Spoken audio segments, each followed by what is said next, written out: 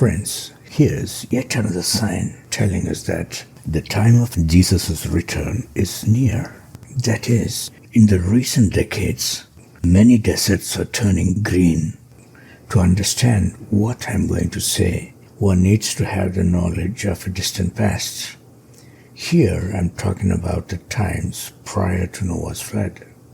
The earth's axis was not tilted until just before the time of the flood. The book of Noah, we find that during the time of Noah, the earth tilted and some hot water springs became cold. In those days, there were no ice caps at the poles either, and hence there were no seasons. There existed one pleasant climate that extended forever. People as well as the animals were all vegetarians then. Then there wasn't any such thing called rain on the earth. Bible clearly states that a mist from the earth rose and watered the vegetation.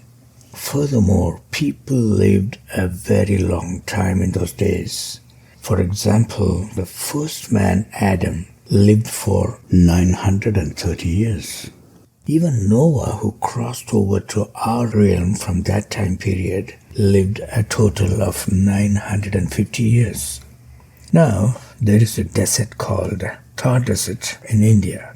In fact, this land where the Vedic river Saraswati flowed through was cursed after the flood, because of which it has remained a desert. The trade wind from the Arabian Sea has been crossing this land to go all the way to the Himalayas and dump its moisture as rain, promptly skipping the Thar Desert for the past 5,000 years. However, this is changing rapidly. What you see here is a movie scene from the Thar Desert shot in the 60s. But today, this land is getting a lot of rain, and the sand dunes are the things of the past. The North Pole is moving back toward the sun the way it used to be when Adam and Eve were created. Once it is done, Jesus will come back, and humans will live for 1,000 years in a period called the millennium. This temporary phase is what the scientists called the global warming. Then they got confused and now they call it climate change.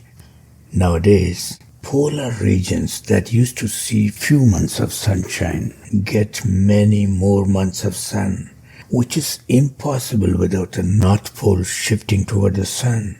The scientists see this as well, but they want us to believe it is only the magnetic pole that is shifting. Now, how about the South Pole? Personally, I think that South Pole is a counterbalance that tilted the Earth's axis in order to enable seasons on our planet. Today, the South Pole may look like a dead wilderness of ice which housed some penguin colonies. However, long ago, there had been mountains, valleys, and rivers in that region. And now it is covered with miles deep of ice and snow. Then, in the year 2006, miles beneath the surface, NASA's satellites found a huge structure which is very dense in nature that it affected the gravity around it. So the scientists jumped in to say that it was an asteroid that struck the South Pole as usual some X million years ago, and it all turned out to be humbug. Now, after studying it for the past 2 decades, they say that this black structure, which is as wide as the state of Ohio, is a machine in hibernation. And according to them, as the ice thins day by day, and when it is fully revealed under sunlight, it may activate itself and it could alter the fate of the earth. Well, I believe that God engineered it, friends. I'm planning to explain it in a separate video. So, here we saw yet another sign of the times we are living in, friends. Jesus is coming soon. One can take it or leave it, but he said that he is the only way to God. Well, I believe it is the best time to make him your personal savior and get right with God the Father who sent Jesus to us. Thanks for watching.